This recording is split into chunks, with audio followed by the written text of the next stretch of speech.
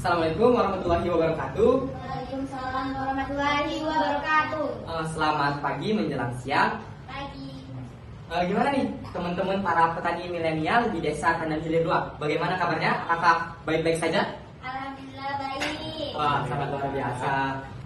Sebelumnya perkenalkan kami dari utusan Universitas Pembangunan Pancabudi sebagai tim penyuluh kepada para petani milenial yang ada di Desa Tandan Hilir 2. Sebelumnya kami berdua mengucapkan terima kasih pada para teman-teman petani milenial yang telah memberikan tempat untuk kami melakukan penyuluhan, di mana kita melaksanakan kegiatan ini di Balai Pertemuan di Desa Tandan Hilir 2. Sebelumnya perkenalkan, nama saya Hadi Fadli dan saya Redo Kurniawan. Dan di sini kami akan menjelaskan kepada teman-teman tentang pola tanam pertanian. Kita mulai saja pemaparan materi kepada teman saya. Pak Redo, saya persilakan. Baik, di sini saya akan mencoba menjelaskan apa sih sebenarnya pola tanam itu. Nah, dalam usaha budidaya tanaman, pola tanam sangatlah memegang peran penting dalam meningkatkan atau menghasilkan produktivitas yang tinggi. Namun, dari petani kurang memperhatikan tentang pentingnya pengaturan jarak tanam serta jenis-jenis pola tanam yang digunakan untuk usaha budidaya tanaman pertanian. Wilayah Kecamatan Tandan Hilir memiliki banyak mata air yang dapat dimanfaatkan dalam usaha pertanian, khususnya usaha tanaman padi, karena relatif lebih mudah memperoleh air dan mempengaruhi pola tanam yang ada. Pada umumnya terus-menerus ditanami tanaman padi sepanjang tahun, sehingga pola tanam yang dimiliki oleh Tandan Hilir atau Desa Tandan Hilir adalah padi tanpa adanya rotasi ataupun pergiliran pola tanam atau suatu komoditi dalam areal tertentu. Hal ini menunjukkan adanya keragaman fase pertumbuhan padi dan pemanfaatan air menjadi tidak efisien. Selanjutnya, ada apa sih pengertian pola tanam itu sendiri? Pola tanam adalah suatu urutan tanam sebidang lahan dalam satu tahun, termasuk di dalamnya masa pengolahan tanah sampai suatu komoditi tanaman itu dipanen.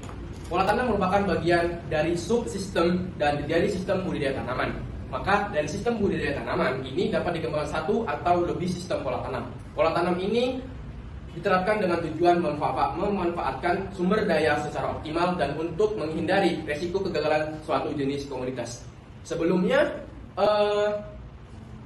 petani mendapatkan informasi mengenai teknologi dalam dunia pertanian, petani menggunakan pola tanam secara acak ataupun belum beraturan dengan cara banyaknya menanam sak rumpun ataupun bibit benih tanaman padi dalam satu petakan sawah. Petani beranggapan ketika tanaman padi itu ditanam sebanyak jumlah tanamannya, maka hasilnya didapatkan semakin banyak. Itu anggapan para petani. Namun anggapan itu adalah anggapan yang salah. Karena apa? Ketika banyaknya jumlah tanaman dalam suatu areal persawahan itu tidak memaksimalkan pertumbuhan tanaman padi itu sendiri, maka hasilnya juga akan menurun. Nah, dengan adanya informasi yang didapat oleh petani dan melalui penyuluhan, baik itu melalui media sosial maupun buku-buku panduan yang ada di HP ataupun buku panduan non-fiksi ataupun buku secara langsung, petani sudah perlahan-perlahan mempelajari pola tanam yang baik dalam budidaya tanaman padi untuk menghasilkan ataupun mendapatkan hasil yang maksimal.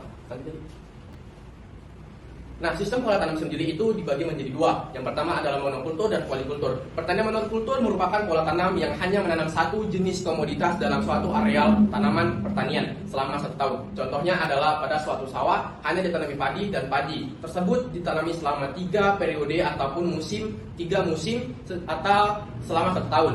Monokultur menjadikan penggunaan lahan efisien karena memungkinkan perawatan dan penanaman secara cepat dan dengan bantuan mesin pertanian dan menekan biaya tenaga kerja menjadi seragam. Kelemahan utama dari pola tanam monokultur yaitu keseragaman kultivar mempercepat penyebaran organisme pengganggu tanaman atau OPT seperti hama dan penyakit. Hal ini mengakibatkan terjadinya kerusakan ataupun dampak buruk bagi tanaman yang diakibatkan dari hama dan penyakit, yaitu dari hasil yang didapatkan menjadi menurun dan tidak maksimal. Baik, di sini saya akan menunjukkan bagaimana sih sistem pola tanam monokultur itu sendiri. Nah, kita memiliki sebidang sawah. Nah, monokultur itu adalah menanam satu jenis komoditi, hanya satu jenis komoditi tanaman dalam satu lahan persawahan. Nah, jadi ini kita mengambil contoh, saya mengambil contoh satu jenis tanaman padi. Di sini tanaman padi. Nah, itu adalah jenis sistem pola tanam monokultur. Mono adalah artinya satu dan kultur adalah sistem. Nah, jadi ini adalah monokultur. Baik, itu yang dapat saya sampaikan. Selanjutnya akan dijelaskan oleh teman saya, rekan saya mengenai pola polikultur. Baik, terima kasih kepada teman saya yang telah menyampaikan materi sebelumnya tentang monokultur. Dan di sini saya akan menjelaskan tentang materi selanjutnya, yaitu tentang polikultur. Polikultur sendiri merupakan pertanian yang menanam pertanaman dengan membudidayakan lebih dari satu jenis tanaman pada lahan yang sama. Misalkan teman-teman para petani milenial memiliki sebidang lahan. Di dalam lahan ini kita dapat menanami lebih dari satu jenis tanaman pada waktu yang sama. Contohnya, para teman-teman petani milenial menanam tanaman jagung. Di sela-sela tanaman jagung itu, teman-teman bisa menanam jenis tanaman kacang tanah di sini. Sehingga teman-teman pada waktu panen nanti dapat menghasilkan dua komoditas tanaman yang berbeda, yang otomatis menambah pendapatan dari teman-teman sendiri. Selanjutnya itu ada pengaturan pola tanam. Pengaturan pola tanam adalah pola usaha tani perlu dilakukan secara dinamis dengan pertimbangan lingkungan dan permintaan pasarnya. Beberapa faktor yang harus dipertimbangkan dalam pengaturan pola tanam. Yang pertama itu ada kesediaan air yang mencakup waktu dan lamanya ketersediaan yang tergantung pada kinerja air, irigasi serta pola distribusi dan jumlah hujan. Yang kedua itu ada keadaan tanah yang meliputi sifat fisik, kimia dan bentuk permukaan tanahnya.